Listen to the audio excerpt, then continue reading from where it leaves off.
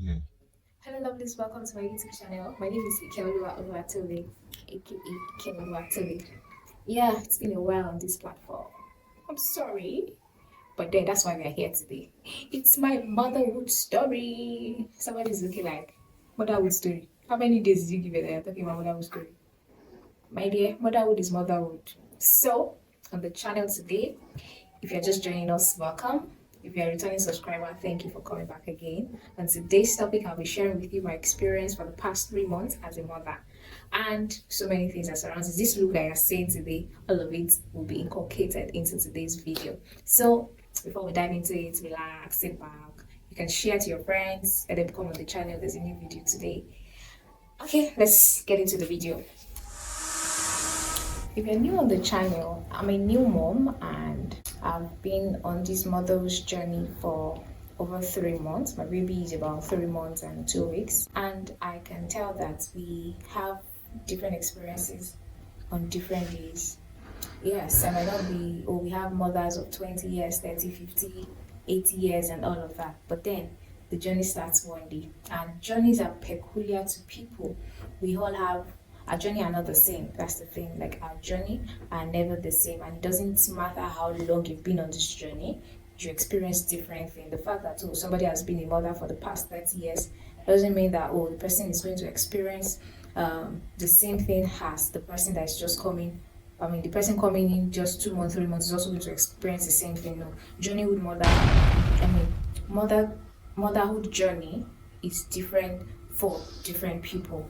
And today I'll just be sharing a bit of my experience so far in this motherhood journey. So first off, one of the things that changed since I became a mom was the fact that there's always something in your space.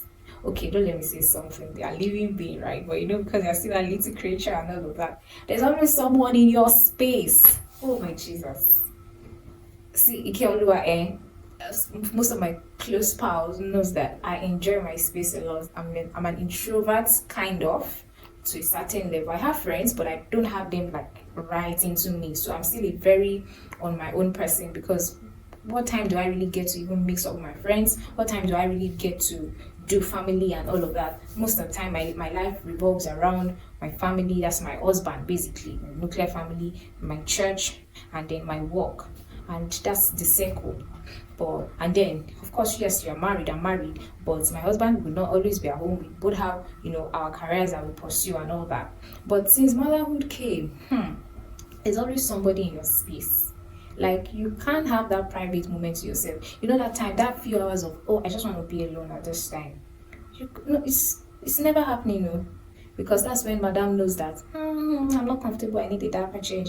I just want to be around you. It might not even be food, it might not be inconvenient, it might not be they are going through anything. They just want to see you in their space. So you never have a space to yourself again. That changes like forever. When I gave birth to her first 2 weeks, first 3 weeks, so to say, people are always around. You have people helping, you have families, you have parents, and all that.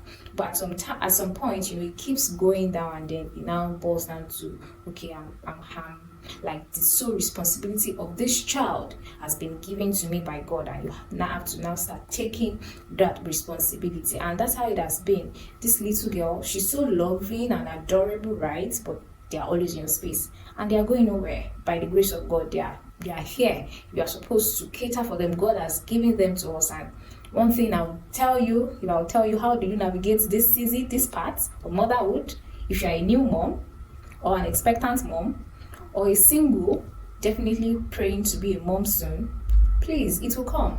But trust me, there's no way to navigate it. Just enjoy it.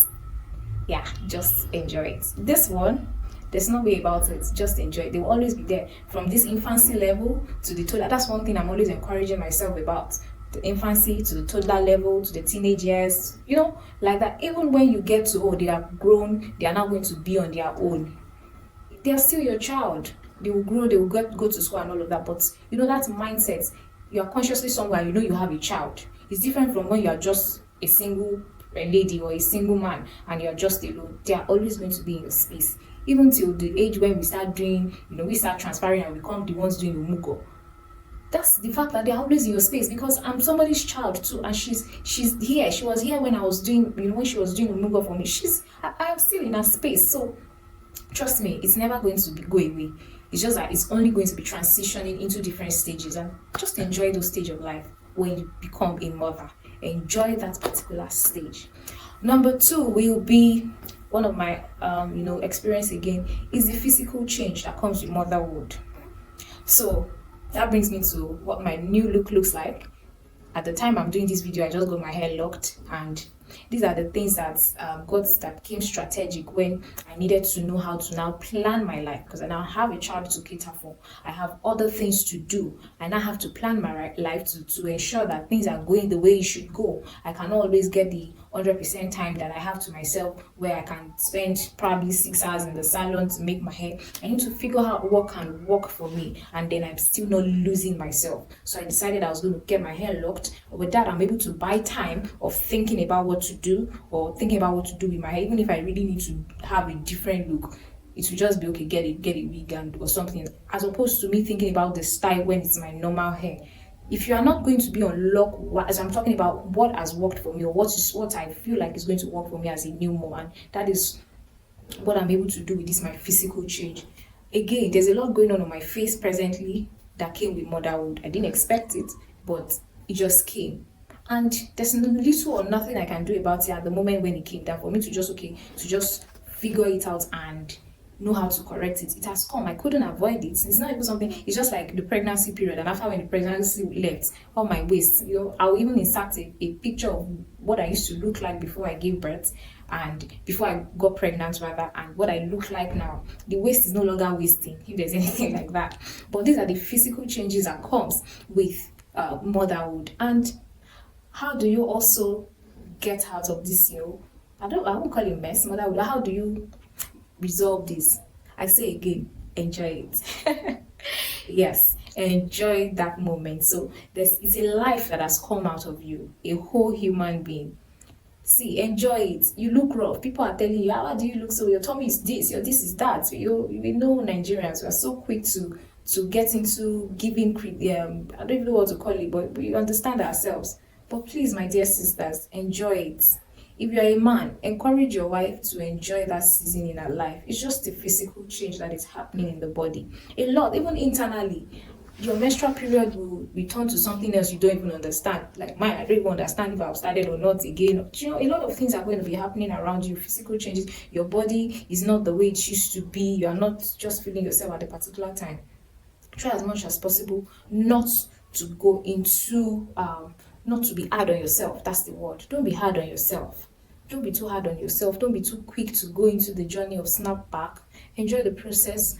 Don't be lazy. Sure, don't be lazy about it, but then don't be too hard on yourself at the same time. When it's time, when you feel like you are fully fit and you really want to concentrate on your physical look, then get into it. Get help. Talk to people. What can I do to reduce my weight? What can I do to look better with my face? What can I do? But be ready for yourself. Don't do it under pressure. These are the things that will come, but don't get the results. Don't try to correct it under pressure. So enjoy that process, enjoy that physical changes that is happening in your body.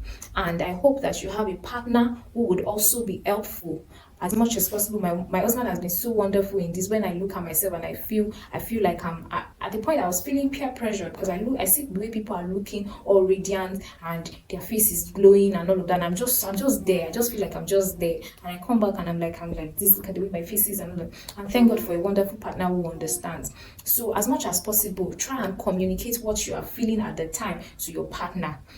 By God's grace, I'm an advocate of good marriage, and I believe as Christians we are supposed to enjoy good marriage. That's another topic for another day. But communicate what you're feeling at the time, enjoy it, communicate how you're feeling, so that you can, you can be helped as well. So anyone who's close to you can help you, and then when you're ready, when you feel like, these physical changes are happened in my body, I want something to change about it, then start, look for things to do, get online, ask people, what can I do to reduce my tummy and all of that.